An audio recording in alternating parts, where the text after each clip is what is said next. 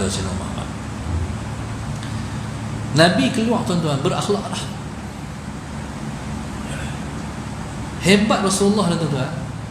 Aminah kata, Aminah ni diberitahu kata dia mengandung sallallahu alaihi wasallam Muhammad, dia tak merasa dia mengandung.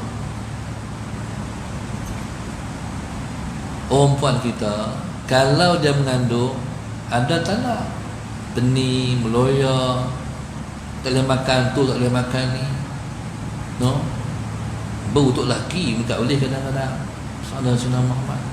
Tapi Aminah ni dia mengandung tapi dia tak rasa dia mengandung ke aku ni. Istimewa yang dikandungnya tidak menyusahkan dia.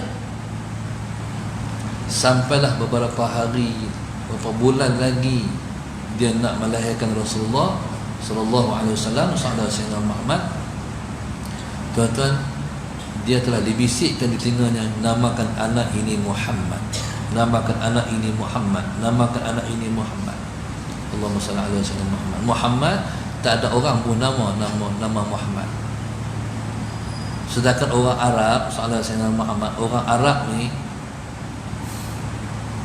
bukan tak boleh bernama Muhammad, tapi tak ada orang nama Muhammad.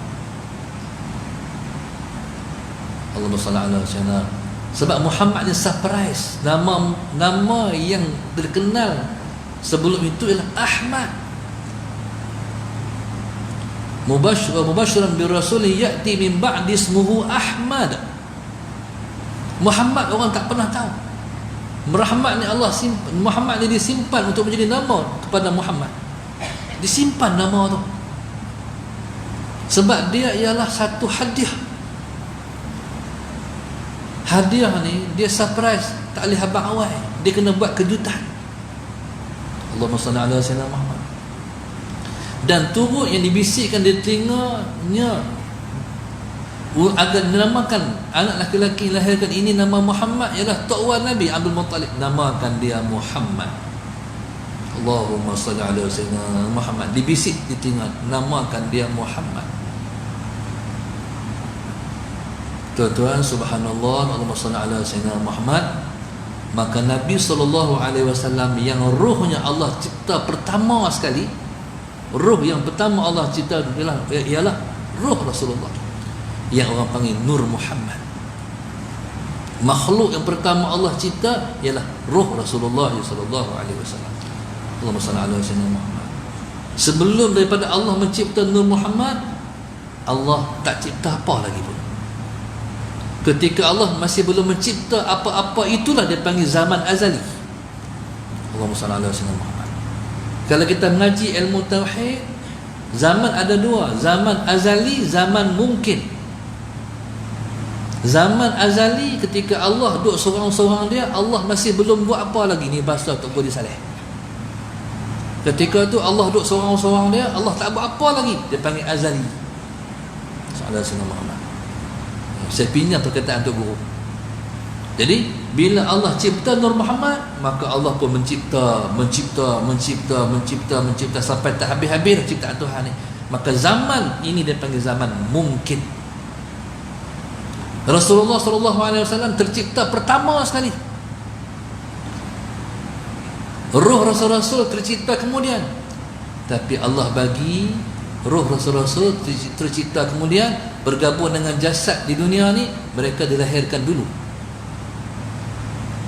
Ruh Rasulullah nak berjumpa dengan jasad Nabi hak duduk dalam perut ibu tu, Nuh, di akhir zaman nanti.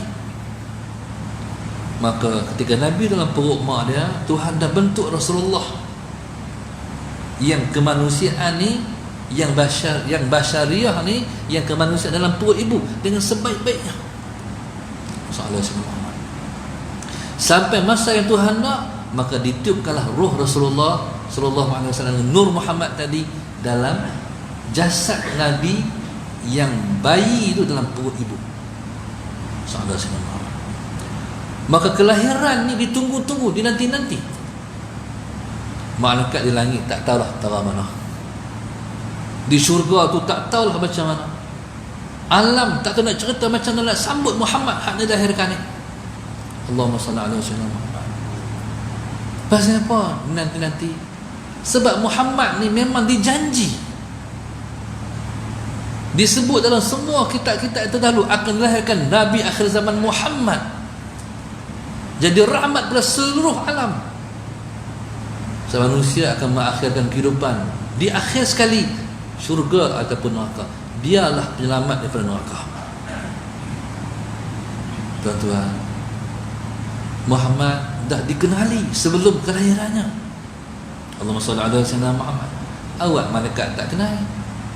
Di aras Tuhan maktub tertulis nama Muhammad. Di tiap inci langit bertulis nama Allah Muhammad.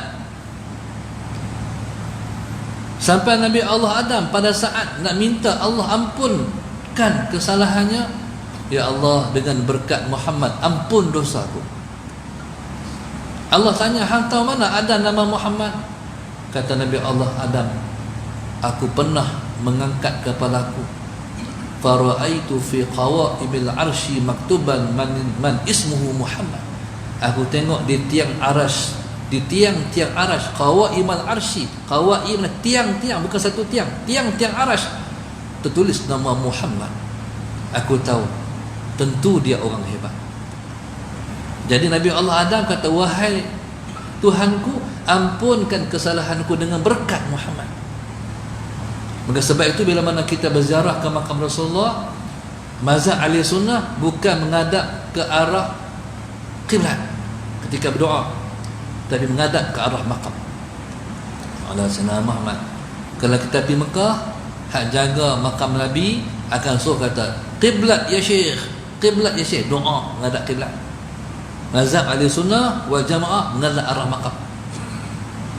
Sebab itu bila mana kita semayang, tu imam akan ihrat sikit belah kanan. Pasal apa ihrat belah kanan? Ni makam Rasulullah. Bila ditanya pada ulama ahli sunnah, disuruh menghadap ke arah makam Rasulullah. Pasal fa innahu wasilatuka wasilatu abika Adam. Kerana Nabi Muhammad itu ialah wasilah engkau dengan Allah, juga wasilah di antara Adam dan Allah.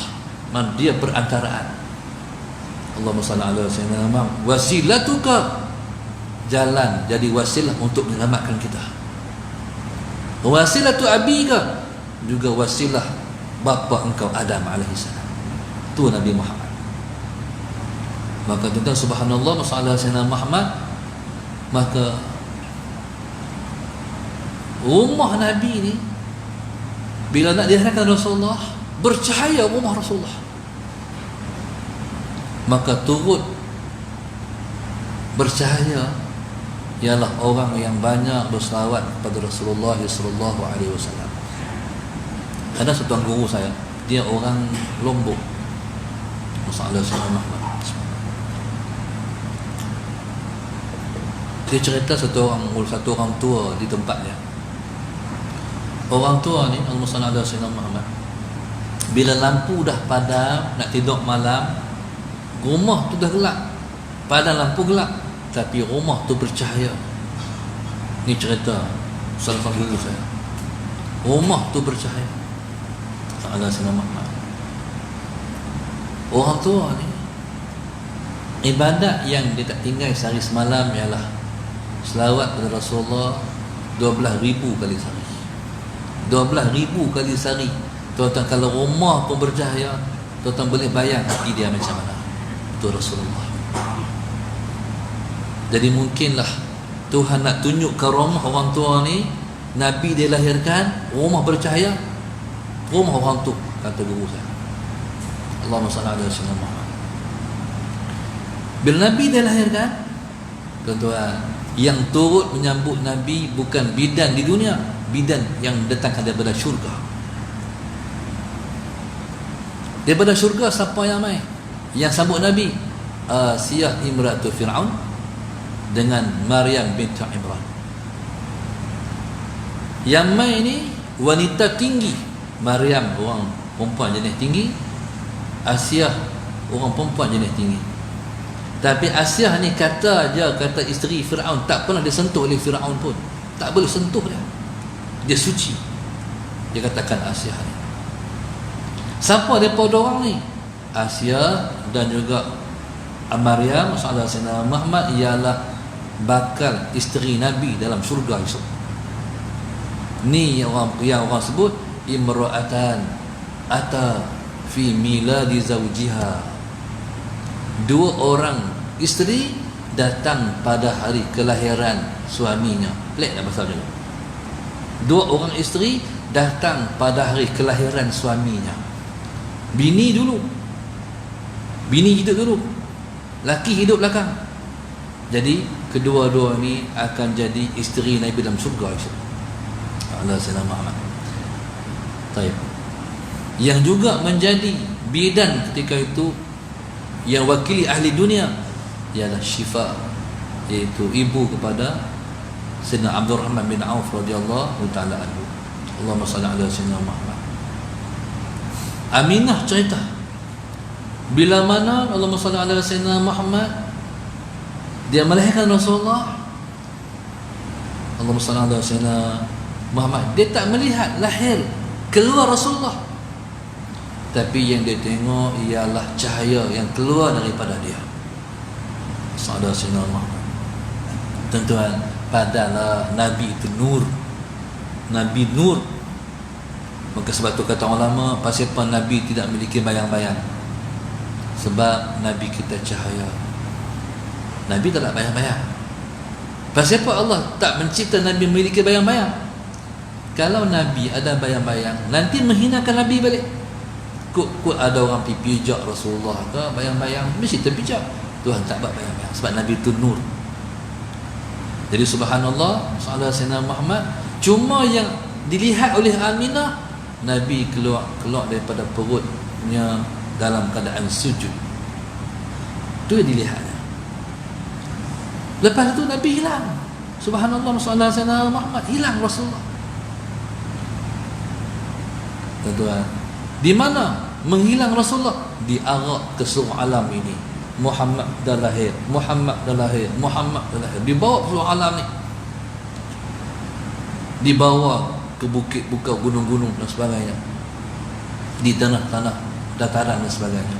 Di mana disampaikan jasad Nabi yang mulia, yang bayi itu, maka di situ akan lahir umat.